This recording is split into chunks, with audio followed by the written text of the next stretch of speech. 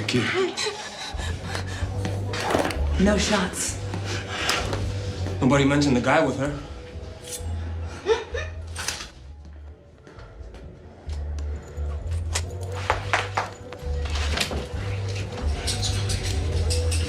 Dumbass.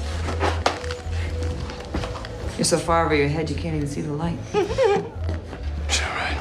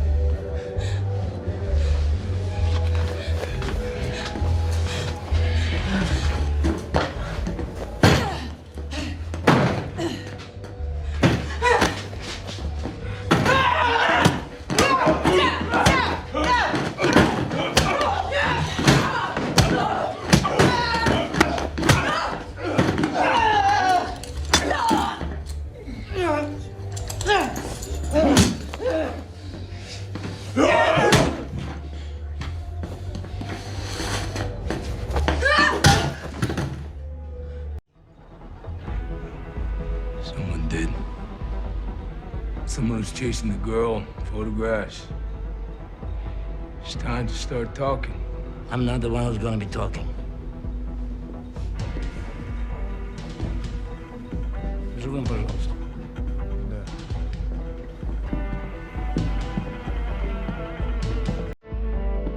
Давай. You ready?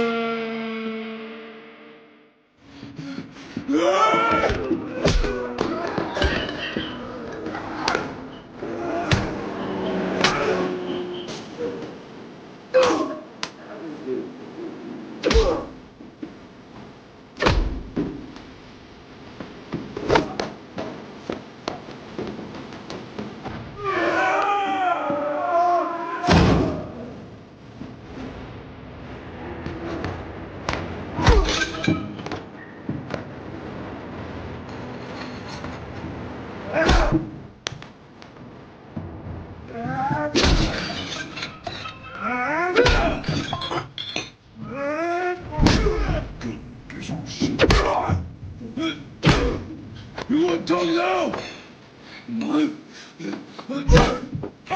How about now?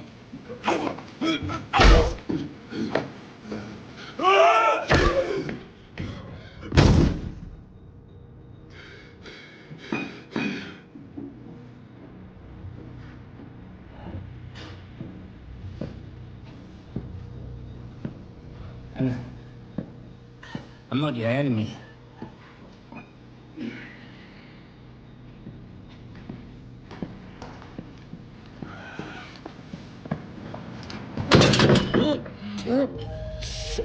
Those photos. Who paid for them? Who? They would kill me if I told. What do you think I'm gonna do? Poloznev. Nikolai Poloznev. Where do I find him? Try the internet. Mudok.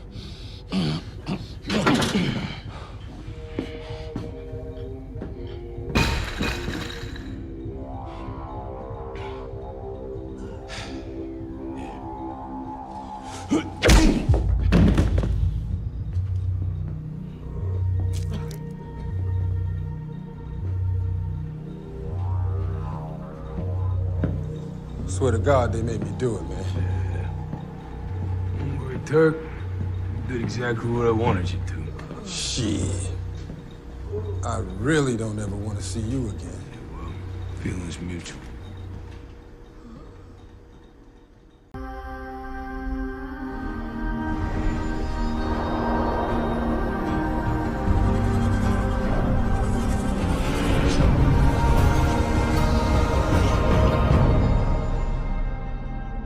Welcome to the Mr. Pictures channel. All power is being gathered between different heroes for the threat of Doomsday. Even though we still know about the event of secret wars in the future, many mysteries will still happen. Now I will bring the story, in which the vigilante serves as a great help in the fight against Doom. Without further ado, let's get straight to the point. Shadow War. Rise against Doom fragments of silence. Frank Castle woke up under the red sky of a New York he barely recognized. The smell of burning concrete, the distant metallic sound, and the taste of dried blood in his mouth made up the soundtrack to a world in ruins. He didn't know how long he had slept, or even if he had slept at all. In the last few days, everything seemed like a succession of waking nightmares. Cities had fallen, superheroes fragmented, governments non-existent. There was only one name echoing among the survivors and the ruins. Doom.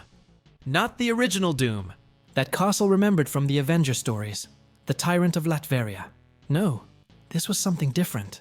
An unthinkable fusion between two of the greatest minds in the multiverse. An alternative Tony Stark, corrupted by a thirst for order and absolute control. A version that had failed to save its world, and therefore decided that ruling was the only way to protect it. This Stark was no longer Iron Man. He had become Dr. Doomstark, a dictator with limitless intellect and ancient magic. And his crusade was simple: submit all variants of reality to his vision of peace. Frank wandered through the rubble with his trusty M4, but bullets no longer made a difference. He knew that. The new enemies were metallic shadows and enchanted. Armor, servants of Doom, who hunted any trace of resistance. But then he appeared. A golden glow broke through the fog of rubble. A figure materialized before him, not with a fuss, but with the precision of someone who had repeated this encounter countless times. It was a variant of Tony Stark, different. It wasn't Doom. It was something between the Stark Castle had known and something much older, more tired. Frank Castle, said the man, his voice choked with time. Are you still functional? Castle raised his gun on instinct, but didn't fire. Who the hell are you? I'm what's left of hope. And you? You're going to wear armor. Frank raised an eyebrow. Are you kidding me? I'm not a superhero. I'm just a man with a bloody past. Exactly why. The world needs someone willing to do what heroes won't do. The alternate Stark held out his hand. A compartment opened. Inside, new armor, black, heavy, with familiar features, but custom made for Castle. It was designed by Rhodey before he was killed by Doom. It's the last adaptable War Machine armor, but now it will just be called Punisher Omega. Frank didn't respond, but on his chest, the white skull was beginning to form, reflected by the black shell of the armor. Thus, Fallen and the Damned. The first activation of the armor was brutal. The circuits synchronized with Castle's body like a technological swarm. The HUD projected data from battles already lost, escape routes that had been swallowed by darkness, and interrupted transmissions from defeated heroes. But one last coordinate flashed red. Active resistance. New Avengers base. Location: Madripoor Underground. Madripoor, muttered Castle. Of course it would be in that hole. The trip was quick. The armor's dorsal thruster guided him through the turbulent air. Currents? He landed amid gunfire and was met with hostility until Logan, Wolverine, emerged from the shadows. Castle? You're kidding me. I thought I died along with the captain. Frank removed his helmet. Doom still breathes. That's what matters. From me, the bottom of the base, more faces appeared. Storm, Reed Richards, an aged Peter Parker, and a Jean Grey who held a burning baby in her arms. Peter approached. The armor is from War Machine, but the way he walks is old Frank's. I didn't come to make friends, Castle replied. I came to wrap this up. Reed Richards activated a holographic map of the galaxy. He controls 17 fused realities, each with its own rules. He is no longer a man. He is a living convergence of technology and sorcery. Logan pointed his finger at Frank. And what's a soldier in armor going to do against that? Frank looked up, cold.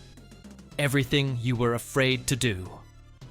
The seed of ruin, Frank Castle remained silent as Reed Richards adjusted the levels of the containment field around the secret base in Madripoor. The vibrations of reality became increasingly unstable. The excessive use of dimensional portals was opening rifts in the very fabric of the multiverse. We are running out of time, muttered Reed, rubbing his temples. He's accelerating the process. Doom doesn't just want to rule, he wants to replace the concept of free will with predictability.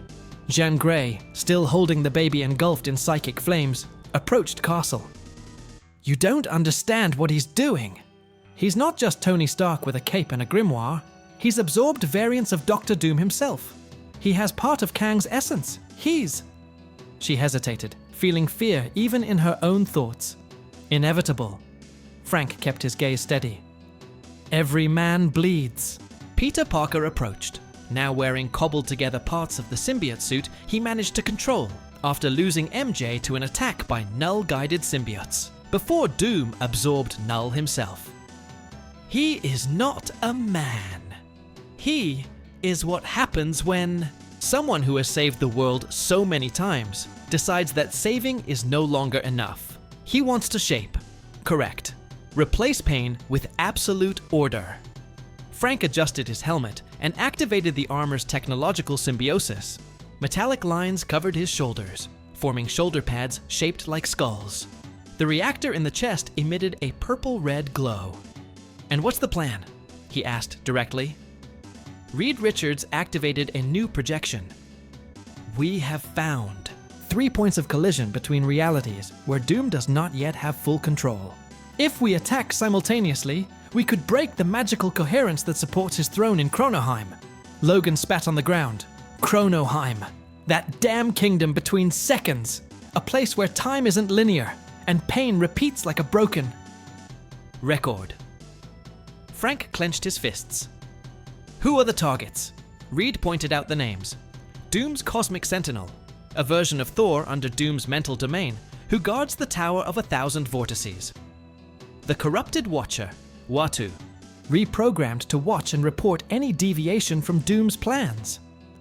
The Daughter of Doom, an entity created from the DNA of Pepper Potts and the cosmic brain of Xandar, designed to succeed him. Jean lightly touched Frank's shoulder. You're not going to get out of this alive, you know? Frank looked at her as if he had known this from the beginning. Dying isn't the problem. The point is to make it worth it.